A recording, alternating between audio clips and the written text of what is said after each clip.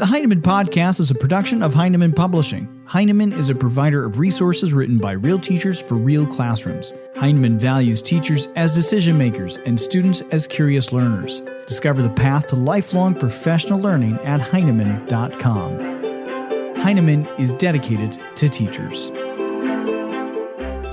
I'm Brett from Heinemann. This week on the podcast, we're wondering, what's the best that could happen? Are you familiar with this quote?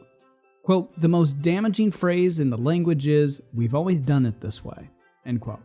It's credited to the Navy's Rear Admiral General Grace Marie Hopper.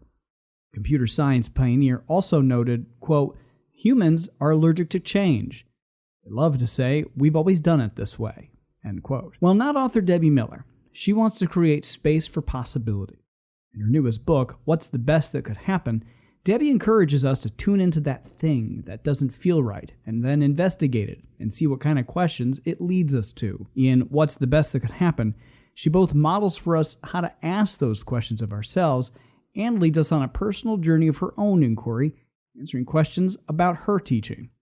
When we met to talk about her work, I was curious about the inspiration for her new book. I think the thing that really got me going is I just happened upon Warren Berger's book, A More Beautiful Question, and I began to think about, how he's talking about how he did this, he did these studies about what is it about these people that are making all these changes, and he did that study of designers and inventors and other people that had made changes in the world. And I just saw the link to education because he talks about how we're always doing the same things we always do, and that this was true in the business world. And I began to think, yeah, it kind of feels like it's also true in the field of education. And so it got me thinking, what might that look like? And what about beautiful questions as a teacher? What might that look like? And could that, in fact, affect change? And so I decided to just try it out. And so I started to think about things that I had truly been wondering about, which might sound kind of odd because I've been teaching for 1,000,000 years and I work in so many teachers' classrooms. And yet, there's still opportunities for change, to look at things in new ways. And so I decided to challenge myself just to see what that would be like. And the questions were based on things that I was wondering about, but also in my work with teachers, what were some of the things that they worried about or that they were talking about or that they were, just trying to figure out. And so also working with teachers to try to come together to figure things out. So these weren't things that are questions that we knew the answers to. That would be silly. But they were truly things that we thought would make a change, would make a difference in our day-to-day teaching lives. How then, as educators, do we start in pushing back on that old adage of, "We've always done it this way"? I hear that a lot. And I think one of the reasons that we hear it so much is that it's just kind of a pat answer. I'm always trying to help us to think beyond that. And so, yeah, we've always done it that way, but what if we tried it this way? Tom Newkirk talks about how, what if we take something that we really know and see it in a new way? Mm-hmm.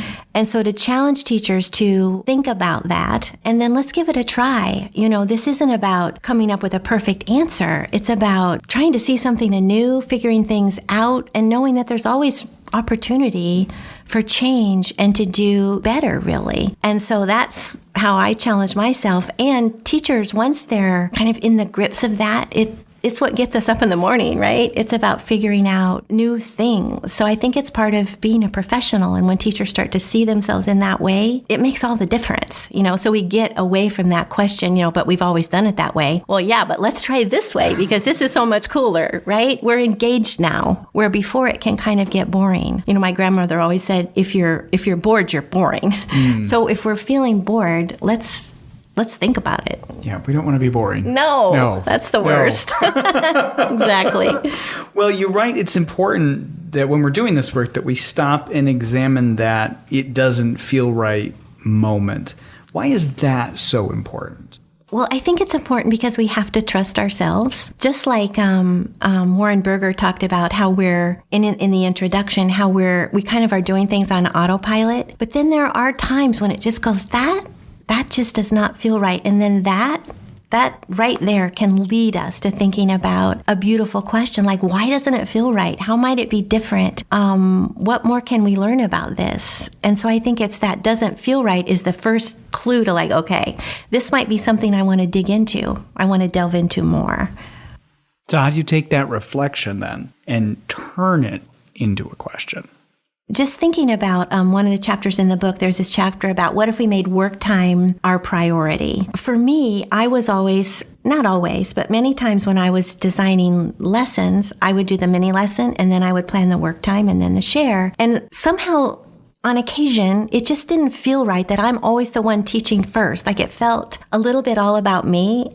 And so it just didn't feel right. Like, what if kids started out? And what if then the mini lesson could go somewhere else? And so I kept thinking about different ways that might look. And then that's what turned into a question about what if work time was our priority? So I was making the mini lesson our priority when in fact, that doesn't feel right. But that took me a lot of years to understand that. Debbie, how do questions lead us to opportunities and a willingness to change? Well, I think anytime that we're thinking about something new, we're thinking about a question, it starts to take over, right? Like once you have that in your mind, you're thinking about it at school, you're thinking about it at home, you're thinking about it in the car and when you wake up in the morning. So I think it gives us energy. It just helps us when we're thinking about something like that. We're kind of laser focusing in on something. It's exciting, and it's fun. And you get to like come up with different theories. In this book, he talks about don't rush it. Once you're going somewhere, think about all the different possibilities,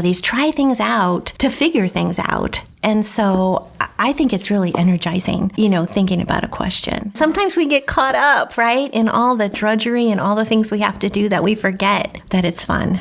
Well, in many ways, you model your learning for us as you write and then as you go through this entire journey. Talk about your journey and the process, because this book is amazing. You teach us how to ask these questions and to sort of reflect upon it, but then you take us on the journey of the questions that you asked of yourself. This isn't a book about me telling about a lot of answers, right? Mm-hmm. It's about being vulnerable, really, and really trying to figure something out in an honest, authentic kind of way. I mean, I think it starts out with something that doesn't feel right. And then I just think it's about jumping in and seeing what we can learn with children. And I will often ask them, it's no secret to them what it is that I'm trying to figure out. I want them to be a part of it too. The process is just trying to think about, so what do I understand today that I didn't understand yesterday? And to just keep building on it till it finally comes to some conclusion. And not that it's finished now. There's always more thinking to our figuring out, but it's just that messy kind of process and trusting that it's going to be messy and knowing that on day 3 and 4 and 5 and 6 and we still don't have it. Of course we won't. It's messy, right? And so it's just sticking with it. I would do some reflect in my notebook and then new ideas would come from writing. Not any fancy writing, but just jotting in my notebook. So it's that kind of thing, I think, is just sticking with it, really. While the book is organized by your questions, for your journey, you invite readers to ask their own questions on their own. Right, because that's the heart of it, right? I mean, that's the whole reason. Because I guess for me, I understand just because I've done it, I understand the power. I guess I know the power of that. And so I want that for teachers too, because I know how fun it is. And I know that it can change the way we view ourselves. When there was that quote in the introduction about, a child must have some version of, yes, I imagine I can do this. Well, I think the same is true for teachers. So once we start to assume some autonomy and assume ownership, questions are a great way to do that. And whether you do it on your own or whether you do it with a colleague, it's that it makes us richer and it makes teaching more powerful and more fun. So I think it's a gift we give ourselves to do that and to go through that process, that messy process that is asking questions for sure. Well, I'd like to ask you, so I don't want to give too much of the book away. And you touched on earlier one of the questions that you asked, but there were two questions that jumped out at me that I wanted to sort of ask you about that are essentially your chapter titles. So the first one I was wondering about is, this is the question in the book. What if we owned the units that we are asked to teach? What did you learn there? Man, I learned so much. The thing about that question is that in many schools and districts where I work, teachers are given units, and that, the assumption is you're going to do this unit, and it's all planned out. And I think the intent, they're wanting to be helpful. Mm-hmm. And what I try to do when given a unit or working with a teacher in a unit is to think about, so now let's look at this, because there's usually something good, mm-hmm. and maybe more than something in a unit. But we want to think about, are these goals, are these right for the kids that are in front of us? And so I like to make the assumption really that when we're given a unit, the authors of the unit certainly hope that we're going to adapt it, right? Because they don't even know our children. And so it's kind of crazy to think that we're just going to go down lockstep and do the unit. And so the first thing is to think about, so are these the right goals for my kids? So to help teachers, that's what I did with teachers, and they really showed me that what we need to do is look and see, are these the right goals for my kids this year? And not that they'll even be the same next year. A unit changes. And so to look at that, to look at oftentimes units that were given don't include what children will read or what they will write, or there's nothing really an end. You just are done with the lessons and then you're done. But what do we want for kids at the end? What do we want them to be able to know and do? So I think that's why we go in and try to figure out to adapt the units, not to just not do them. Sometimes that's the inclination. Well, I'm just not going to do that because that unit just doesn't fit. But how can we make it work for kids, and how can we adapt it for them and think about them as children, but real human beings who want to get excited about something and engaged and learn? In Chapter 3, you ask, what if our classroom environment and routines offered choice? What did you discover there? This started, we were talking all about agency and choice and how that worked together. And so one teacher, after lunch, we had talked all morning, said, well, yeah, this is all great, but what about the sticky notes? He just went that all the kids were like bugging him for sticky notes, and he was doling them out. And we began to think about, so why are we doing that? We're not giving kids choices. So we're giving you 2, but what if you have more than 2 questions? And, it just got into this big conversation about way beyond sticky notes, but that's what began the whole idea of controlling things. And that when we're talking about developing the sense of agency within children, it can start there. It can start with, I trust you to take whatever you need, whether it's sticky notes or pencils or, that's part of learning. And so to go through routines like that, and even where you sit, we do so much over scaffolding for children, I think, to make it easy for them, but then they're not developing that sense of agency. Like, I'm the kind of kid who can figure things out. So building choice within there, giving them access and choice, and just sending them off. We don't have to dole out things. We want them to be part of the figuring out. So to ask them to join in with us is part of that. Well, I want to end on this. The book is visually stunning. I know. Thank you, Heinemann.